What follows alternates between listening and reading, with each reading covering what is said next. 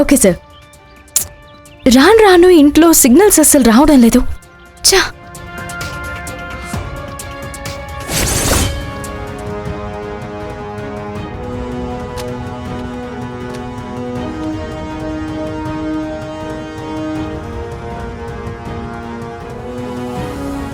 ఏదో తప్పు జరిగేలా ఉందే. మనం ఏదో ఒకటి చెయ్యాలి. సరే, ఓకే, థ్యాంక్ యూ. జాన్సమ్మా, ఇదిగోండమ్మా, మీరు సైన్ చేయాల్సిన డాక్యుమెంట్స్ అన్నీ ఇందులో ఉన్నాయి. అన్నీ కరెక్ట్గా ఉన్నాయో లేవో చెక్ చేసావా? చెక్ చేశానమ్మా. సరే, పెన్నివ్వు. ఇదిగోండి.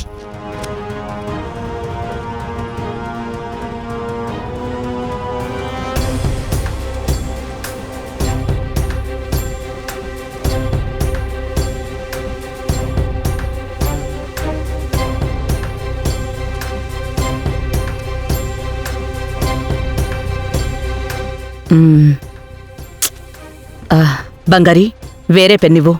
ఏమైందమ్మా? ఈ పెన్ రాయడం లేదు. ఉండండి, నేను వేరే పెన్ తీసుకుని వస్తాను.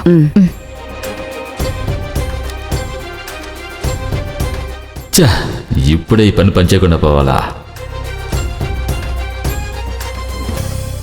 అమ్మా, ఇదిగోండి.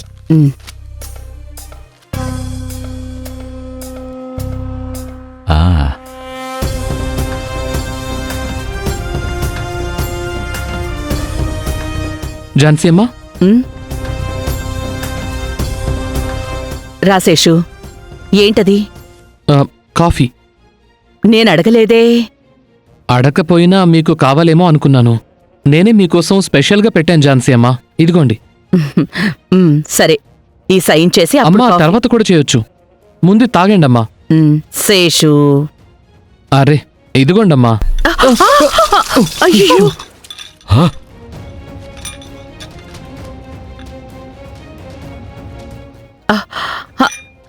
శేషు, ఏంటి శేషు, చూసి ఇవ్వలేవా? అయ్యయ్యో, సారీ బంగారి, చెయ్యి జారిపోయి. ఏంటి శేషు, ఎంత ముఖ్యమైన ఫైల్ తెలుసా? ఇంతసేపు కష్టపడి త్రూ అవుట్ చెక్ చేసి తీసుకొచ్చాను, అన్నింటినీ ఇలా స్పాయిల్ చేస్తావు. బంగారి, వదిలేసేయి. శేషు ఏమైనా కావాలని చేశాడా? అంటే అమ్మా, సరే. నువ్వేం టెన్షన్ పడకు. సరేమ్మా. దరిద్రుడు దరిద్రుడు, ఈ టైంకి వీడు కాఫీ ఎందుకు తీసుకుని వచ్చాడు? అయ్యో, ప్లాన్ మొత్తం నాశనం చేసేశాడే.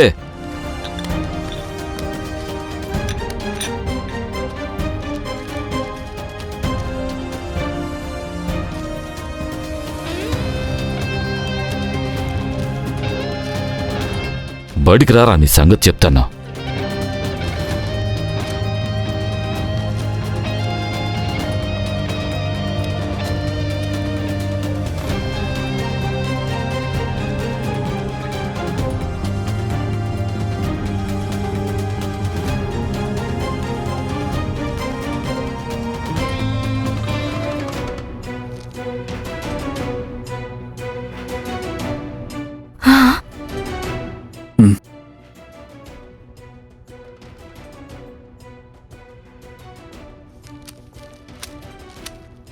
ఏమైంది? అది ఏం లేదు జాన్సమ్మా, తడిచిపోయిన ఫైల్లో మీరేం సైన్ చేయడం కుదరదు.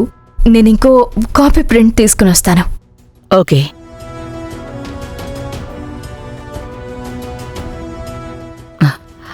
సారీ ఝాన్సీ అమ్మా. No problem. సరే.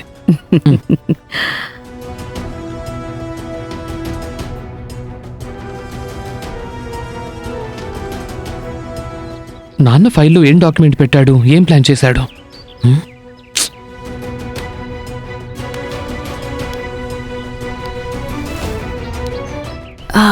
శేషు.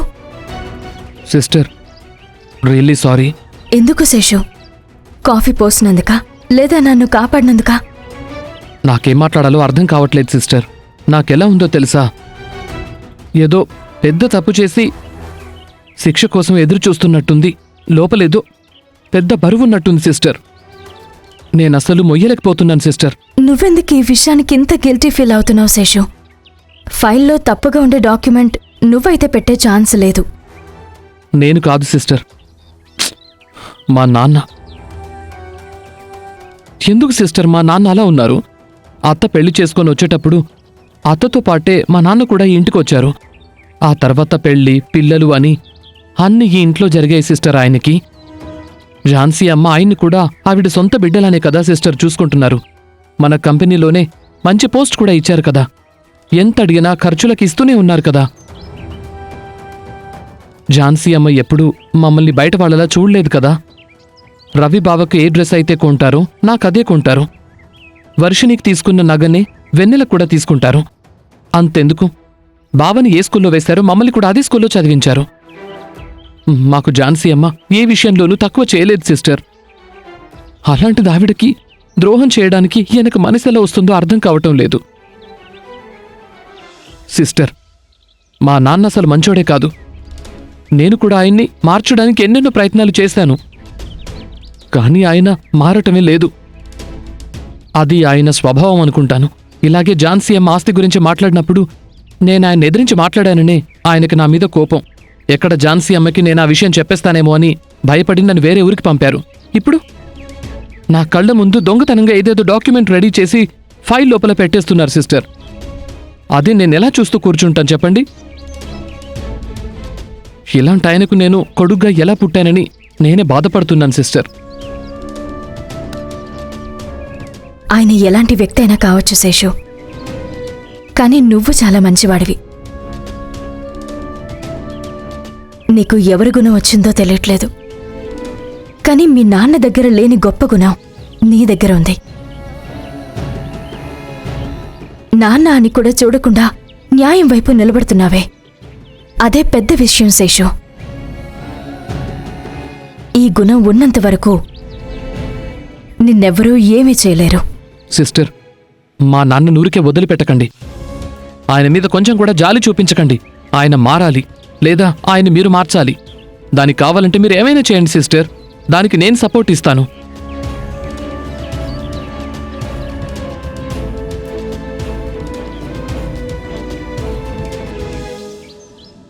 ఛా! ఎంత పక్కాగా రెడీ చేసే డాక్యుమెంట్ పెట్టానా? ఆ నా కొడుకు మొత్తం నాశనం చేసేశాడు. కొంచెం కూడా నాకున్న సామర్థ్యం వాడి దగ్గర లేదే. వాళ్ళకే తెలియకుండా నేను ఒక పని చేద్దామని అనుకుంటే దానికి దరిద్రంలా వచ్చి అడ్డుపడ్డాడా.